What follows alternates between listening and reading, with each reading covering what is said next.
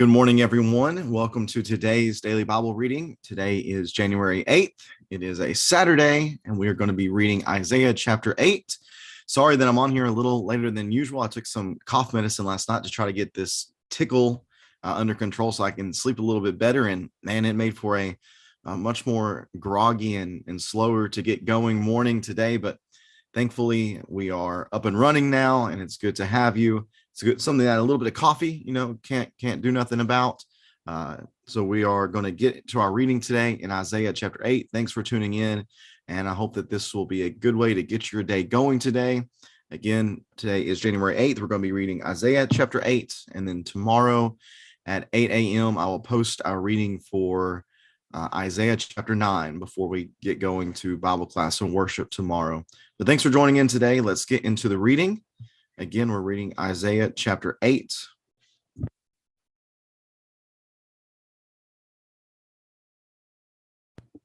If you remember from our reading yesterday, we, in Isaiah chapter 7, looked at the opening of the telling of the historical events that are taking place during the time of Isaiah's prophecy that Assyria is mounting an attack and an impending takeover of the region of Israel and Judah and that area of the Middle East as we know it.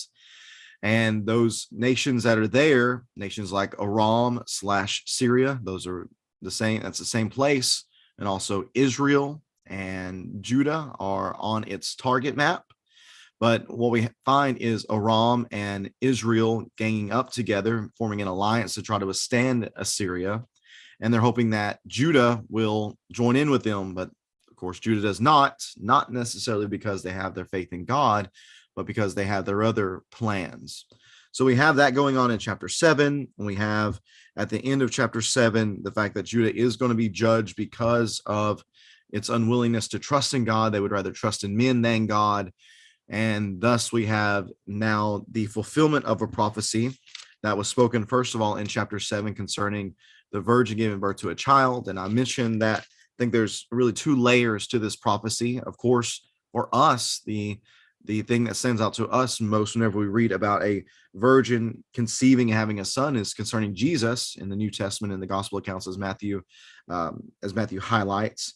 But there's also this immediate type of prophecy to show that, yes, the Lord is going to do as he says, and that's going to take place with the birth of the son that we see here in chapter 8, which is Maher Shalal Hashbaz.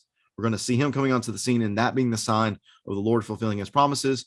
And we're going to see here, again, a reiteration of the important, absolutely important idea and concept that men should not be trusted. If you want to succeed, you must trust in God. And we're going to see that reemphasized here in chapter 8. So let's read then in the text together, Isaiah chapter 8, beginning at verse number 1.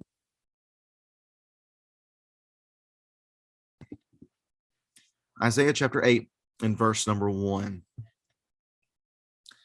Then the Lord said to me, take a large piece of parchment and write on it with an ordinary pen, Maher Shalal Hashbaz.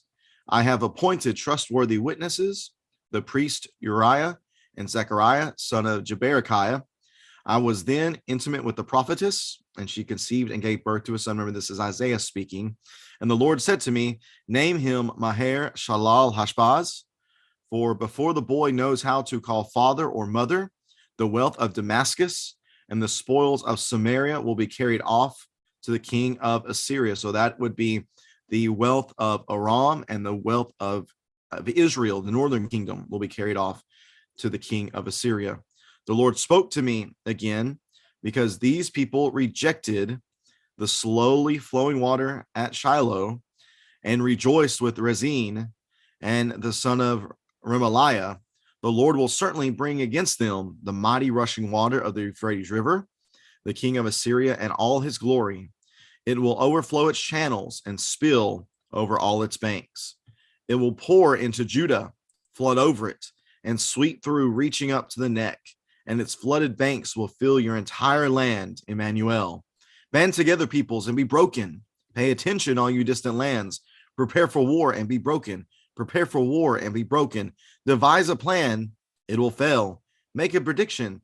It will not happen, for God is with us. For this is what the Lord said to me with great power to keep me from going the way of this people. Do not call everything a conspiracy that these people say is a conspiracy. Do not fear what they fear. Do not be terrified.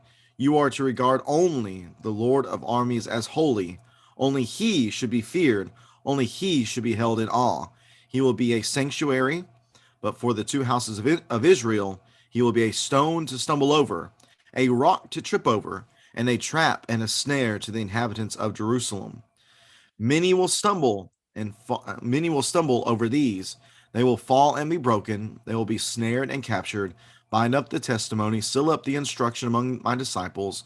I will wait for the Lord who is hiding his face from the house of Jacob. I will wait for him. Here I am with the children the Lord has given me to be signs and wonders in Israel from the Lord of armies who dwells on Mount Zion. When they say to you, inquire of the mediums and the spiritists who chirp and mutter, shouldn't a people inquire of their God? Should they inquire of the dead on behalf of the living? Go to God's instruction and testimony. If they do not speak according to his word, there will be no dawn for them. They will wander through the land dejected and hungry, and when they are finished, they will become enraged, and looking upward will curse their king and their God. They will look toward the earth and only see distress, darkness, and the gloom of affliction, and they will be driven into thick darkness. Again, I want to note real fast the connection of chapter 8 here with what we see in chapter 7. Back up in chapter 7, looking here at verse number 10 and 11, we see the Lord telling Ahaz, the king of Judah, to ask for a sign. Ask for a sign. I'm allowing you to ask for anything just to show you that I mean what I say. He refuses to do so. So the Lord says, all right, I will give you a sign.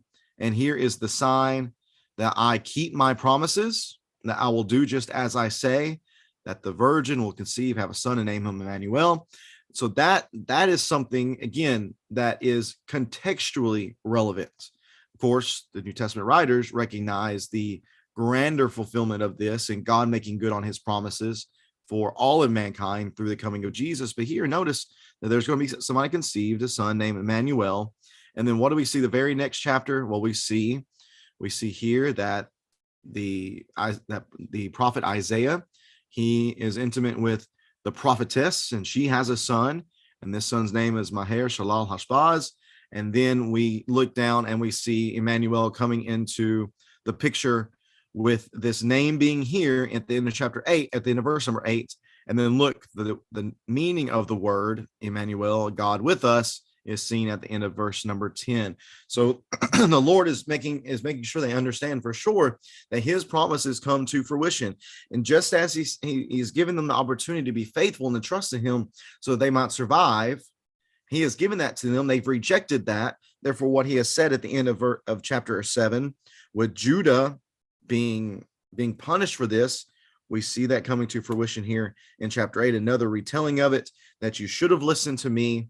You should not have listened, as we see at the end of the chapter. You should not have listened to mediums. You should not have listened to spiritists. You should not have listened to the dead. You should have trusted in your God. Trust in your God, and you would be delivered.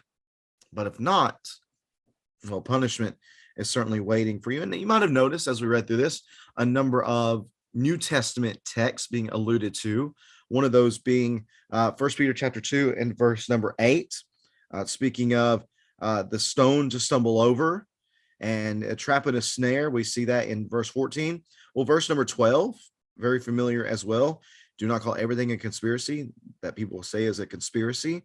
Do not fear what they fear. Do not be terrified. A quotation that we see in 1 Peter chapter 3 and verse 14. Again, here's the point. Don't fear people. Don't fear people. Don't rely upon people either. Do not fear people. And do not rely upon people. God alone needs to be trusted. We need to seek his will and his guidance in all things. That was extremely relevant for them during this time of political turmoil as a nation. And it was going to continue to be, and it continues to be true for us as well. We need to trust in the right things. And trusting in the right things means trusting in God alone. So that is the point of Isaiah chapter 8. Trust in God. He is truly the only refuge. Thank you so much for tuning in today to this Bible reading for January 8th. Appreciate you taking time to listen in. Hope that you have a great rest of your day. God bless you. And we'll see you tomorrow for reading from Isaiah chapter 9. Take care.